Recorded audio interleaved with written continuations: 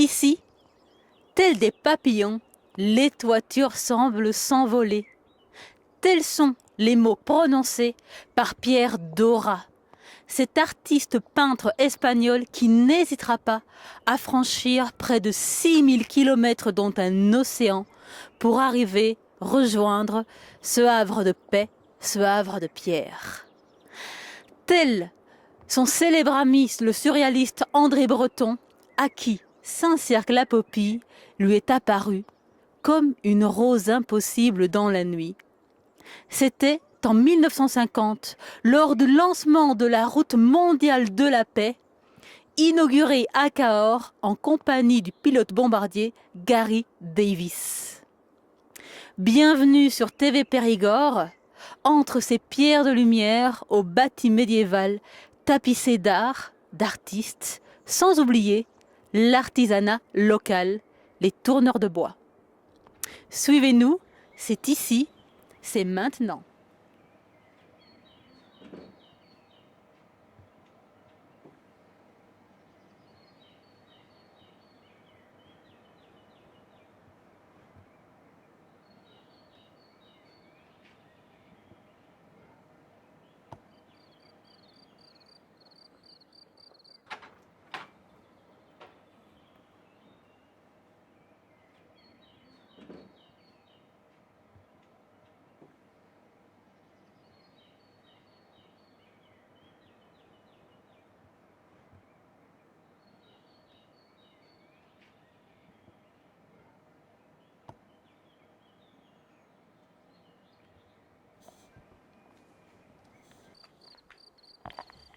Bonjour, monsieur Vinel. Je suis ravie de vous rencontrer. Alors, racontez-nous, est-ce que vous êtes un peu le père de Pinocchio dans ce village de Saint-Cirq-la-Popille? Ah oui, je suis un peu le père de Pinocchio, parce que j'ai travaillé que du bois toute ma vie. Quelle est la première fois que vous touchez ce matériau noble? La première fois, oui, il y a bien longtemps, hein. Il y a peut-être 70 ans, hein, de ça. 70 ans, on peut dire presque depuis le berceau. Ah oui, oui. Donc, présentez-vous. J'ai à 14 ans à tourner du bois et encore j'en tourne. Oh, les tourneurs sur bois, ils datent du Moyen-Âge. Ils ne fabriquaient pas le robinet qu'on a fabriqué il y a 40, 50 ans. Ils fabriquaient des objets usuels, des écuelles, des boutons et des moules à boutons. D'après les derniers qu'on a recensés sur des vieux livres. Ouais. Des boutons et des moules à boutons. Ça fait combien de générations que vous êtes trempé dans le bois, dites-moi, ou taillé dans le bois? Ça fait 5 générations. Mon père, mon grand-père, mon arrière-grand-père étaient tourneurs dans le village. Et sans doute mon père, même mon grand-père, ont tourné ici. Ah oui, dans la même propriété. Oui, D'accord. c'est ma maison et c'était la maison de mes grands-parents. Voilà. D'accord. Est-ce qu'on peut faire un petit tour avec vous et vous nous présentiez un petit peu les pièces que vous préférez en nous détaillant le bois, etc. Pour les pièces, vous savez, Montrez-nous un petit peu. là, vous avez du buis. Ceci là, c'est plusieurs sortes de bois. Là, il y a du buis, il y a du cerisier, du prunier. Mais c'est des couleurs naturelles des bois. Alors, le buis, pourquoi est-ce qu'on va l'utiliser particulièrement? Ah, c'est un bois très, très dur et qui a une finition impeccable, hein. Là, il y a un coup de papier vert, un coup de cirage, et puis c'est bon. Ah oui. Après ceci, vous avez peut-être connu quelques artistes. Vous avez peut-être entendu parler de la route mondiale de la paix, qui est arrivée en 1950. Ah oui, oui. Quel souvenir avez-vous de cette époque qui en fait faisait un appel mondial à la paix suite à cette terrible guerre mondiale qui un petit peu par la souffrance rappelait notre sens d'humanité? Et moi, c'était à la route du monde, là, que André Breton est venu, là. Je me rappelle, moi, j'étais descendu en bas du village, au bord de l'eau. J'étais allé mettre des gros feux de Bengale quand on a illuminé toute la... Ah, donc les feux de Bengale, c'était de vrais feux de Bengale. Ah, C'est oui, pas oui. juste à échelle poétique. Non, non, non, non. C'est sur ces feux qu'il a retrouvé sa rose oui, impossible dans la nuit. Alors, le long des rochers, alors, ça donnait... Nous, on ne l'a pas bien vu parce qu'on était en bas, mais en haut, c'était magnifique, il paraît. Et c'est là qu'il a connu Saint-Cyr-la-Popie. Alors vous, Saint-Cercle-la-Popie, ce village, qu'est-ce qu'il représente pour vos yeux, pour votre cœur? Oh, moi, c'est toute ma vie. Saint-Cyr, j'y suis resté toute ma vie. Vous voyez, je ne m'en plains pas. J'ai fait un métier que j'adore. À 86 ans, 7 ans même, j'en fais encore. Alors, vous voyez, c'est que ça... Si, c'est très, très plaisant, la tournerie. Alors comment on s'y prend? Est-ce que vous pouvez peut-être nous expliquer un peu la technique avec vos outils? Comment on s'y prend? Dans les doigts. Voilà. C'est à force de forger qu'on devient forgeron et tourneur, et c'est pareil, hein, vous savez. Oui, faut tourner. Pas en rond, mais tourner.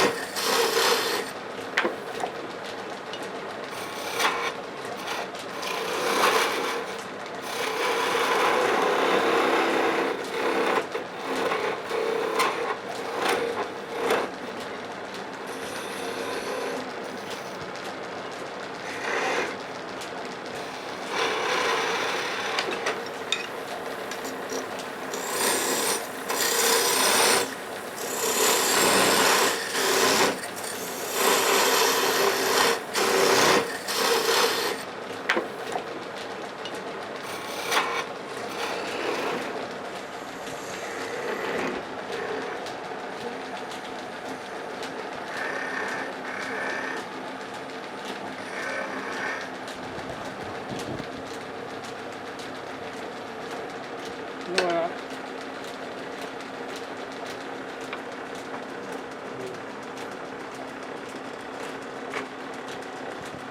Ça tourne pas trop bien.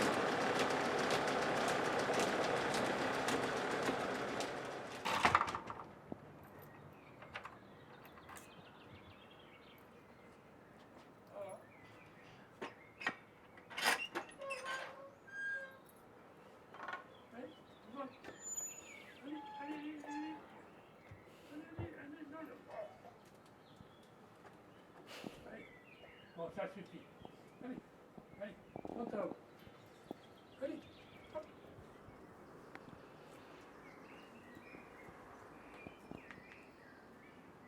Par quelle voie êtes-vous arrivé à Saint-Cercle-la-Popie? Par le chemin de Compostelle. Nous étions sur l'autoroute et on a vu le site Saint-Cirque-la-Popie. On a dit, tiens, on va faire une escale avant de prendre le chemin demain. Voilà. Donc vous commencez le pèlerinage demain officiellement. On a commencé il y a 4 ans Et l'année dernière, on est arrivé à Moissac, mais on n'a pas pris l'itinéraire par Saint-Cirque-la-Popie. Donc, on n'a pas pu découvrir le village l'année dernière. Donc, on est venu aujourd'hui découvrir le village. Et là, on part sur Moissac, on commence demain. D'accord, demain Moissac, c'est quelle voie? Elle a un nom cette voie? C'est le GR65, hein, c'est ça? Oui, c'est ça. Oui, GR65, en direction de Roncevaux. Il n'y a pas un ancien nom? Lemo 26, Podiensis. Ah oui, mais là, vous nous en demandez trop. On les connaît pas. Et d'où avez-vous commencé votre pèlerinage? Le puits. La cathédrale du Puy.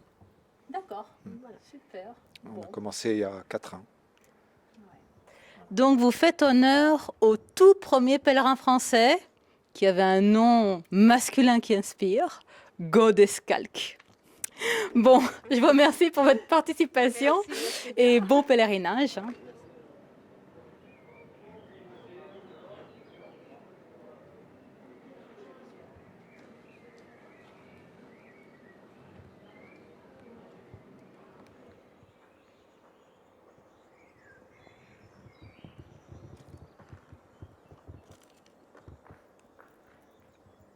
Bonjour Agnès, merci d'être sur TV Périgord.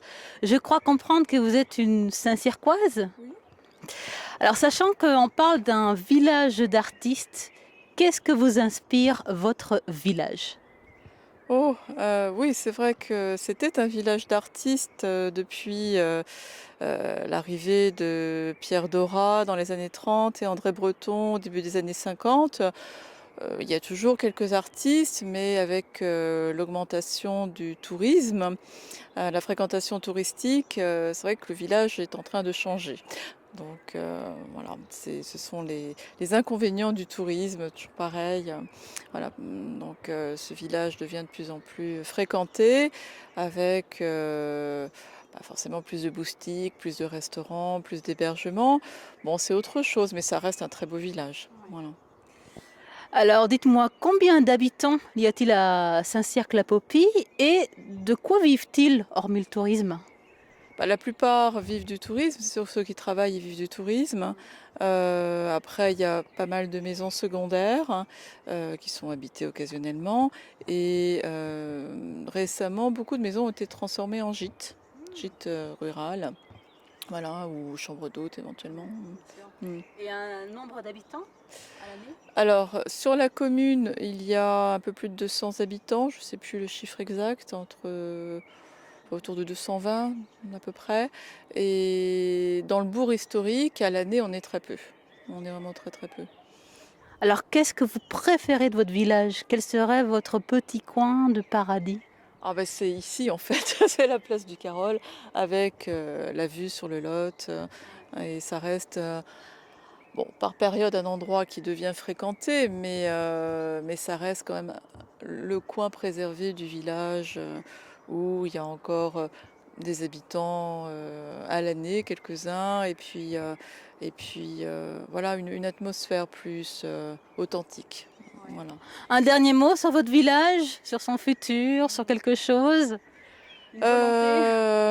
Une volonté que ce village reste à peu près comme il est actuellement, qui ne change pas trop. Bon, ça c'est difficile évidemment de prévoir et de stopper l'évolution quand elle commence, mais bon, ça serait bien qu'il reste quand même un peu préservé du tourisme de masse, parce que ça fait des dégâts.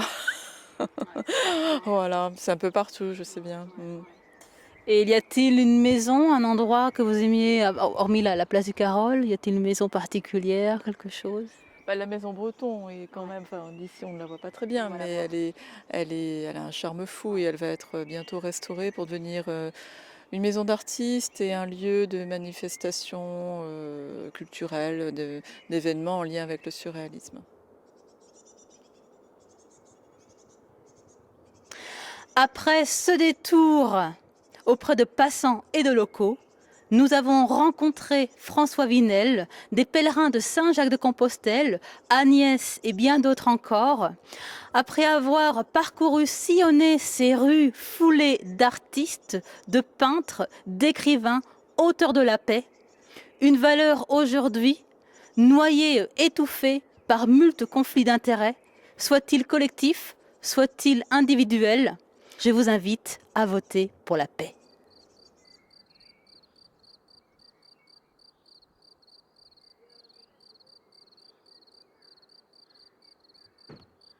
Et en bas, c'est le tour de mon grand-père. Donc celui-ci. Voilà. Celui-là, On voit différents boutons. ah oui, c'est ça. Ça qui est curieux. Tout le monde me pose cette question. C'était pour faire les filetages. C'était des clés à fileter. Il faut comprendre, dans le filetage, il fallait un peigne, on l'appelait un peigne, qui faisait le mâle et un autre qui faisait la femelle.